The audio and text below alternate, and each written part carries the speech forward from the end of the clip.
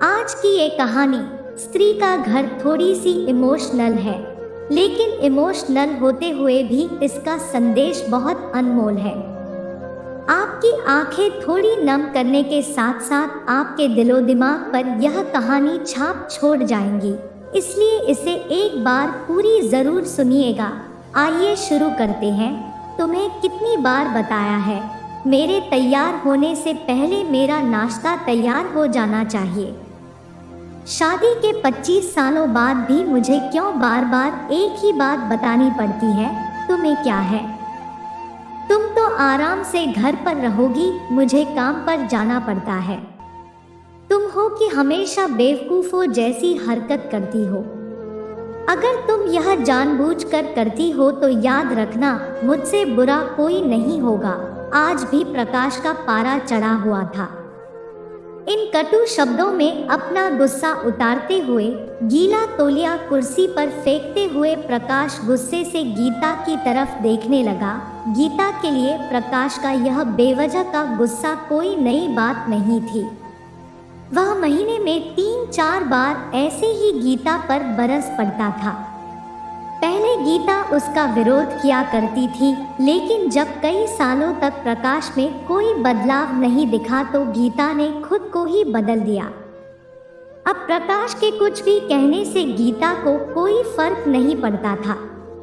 प्रकाश की हर बात वो चुपचाप सिर नीचे झुकाए सुन लेती थी। शादी के पहले 5 साल तक गीता ने पूरी कोशिश की थी कि प्रकाश को बदला जाए, लेकिन फालतू का गुस्सा करना और बाद में गीता को भला बुरा कहना, यह मानो जैसे उसकी आदत बन गई थी। कोई भी वाद विवाद होता तो प्रकाश सीधा गीता को बोल देता, अगर मैं तुम्हें अच्छा नहीं लगता तो क्यों नहीं चली जाती अपने मायके?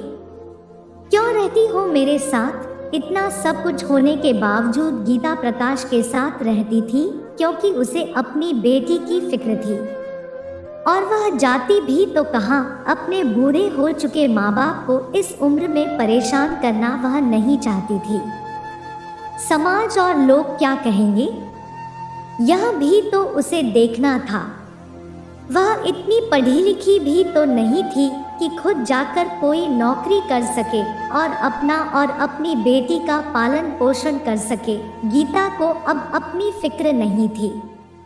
उसको फिक्र थी तो बस अपनी शादी लायक हो रही बेटी की। गीता नहीं चाहती थी कि पति पत्नी के झगड़े की वजह से काव्या डिस्टर्ब हो। काव्या की पढ़ाई पूरी हो चुकी थी, उसके लिए अब शादी के रिश्ते आने लगे थे। कई रिश्तों को काव्या ठुकरा चुकी थी। 2-3 महीने बाद एक अच्छा रिश्ता आया। रिश्तेदारों और पहचान के लोगों ने भी लड़के के बहुत गुणगान किए थे। प्रकाश एक शाम अपनी बेटी के पास बैठकर उसे बताने लगा, काव्या बहुत अच्छा लड़का है, पढ़ा लिखा है, बड़ा घर है, बहुत अच्छी नौकरी है। ऐसे रिश्ते बार बार नहीं आते बेटा, इस बार मना मत करना। काव्या अपने पिता से ज्यादा बात नहीं करती थी। शायद डरती थी या शायद नफरत करती थी, लेकिन आज वो अपनी पूरी हिम्मत इकट्ठा कर बोली, मुझे अभी शादी नहीं करना है पापा, मैं नौकरी करना चाहती हूँ, खुद अपने पैरों पर खड़ी होना चाहती हूँ। प्रशांत बोला, हाँ तो उसमें क्या बड़ी बात है, मैंने लड़के से बात की है, वह तुम्हें किसी बात के लिए नहीं रोकेगा, तुम शादी के बाद भी नौकरी कर सकती हो, वह तुम्हें नौकरी के लिए परमिशन दे देगा।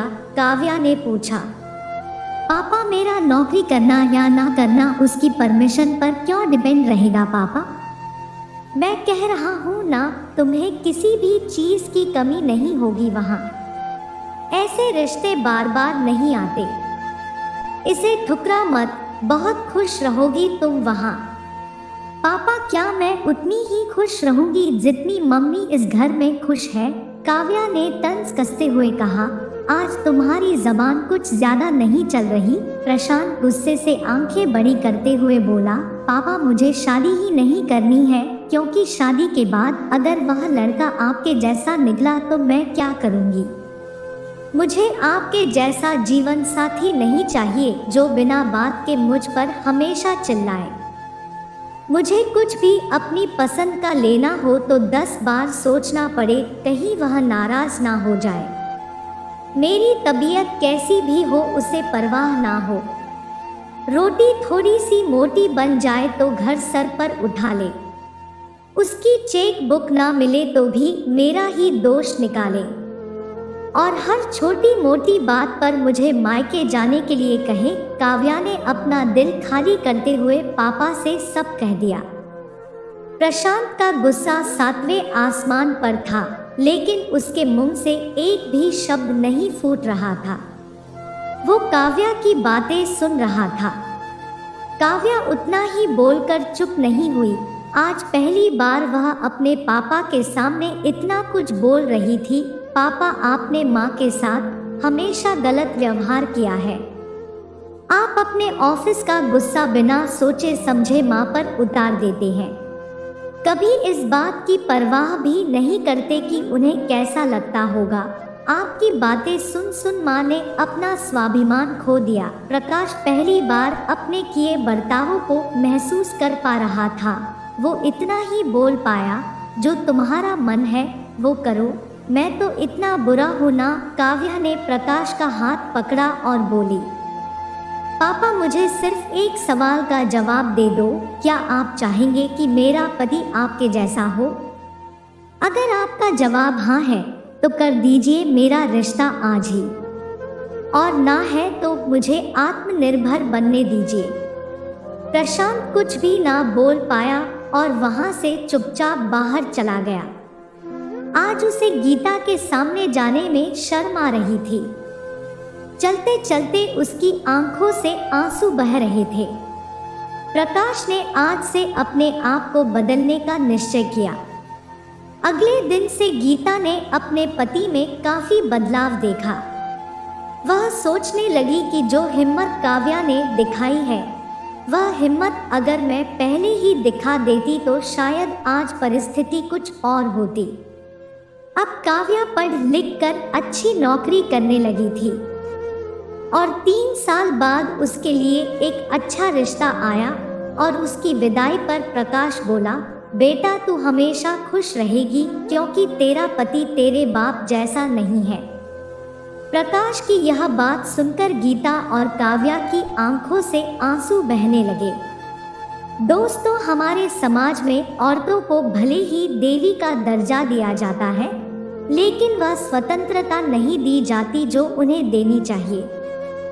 उन्हें बचपन से ही बताया जाता है कि वह पराया धन है। स्कूल से आने में देर हो जाए तो पिटाई मिलती है। मोबाइल पर बातें करते हुए दिख जाए या खिड़की से झांकते हुए दिख जाए तो शक किया जाता है। माँ बाप का घर तुम्हारा नहीं है, पति का घर ही तुम्हारा घर है। जीवन भर यह बातें बता बता कर उन्हें ससुराल भेज दिया जाता है और एक दिन किसी छोटे मोटे झगड़े में ससुराल वालों से उन्हें सुनना पड़ता है कि इस घर को छोड़ दो और मायके चली जाओ।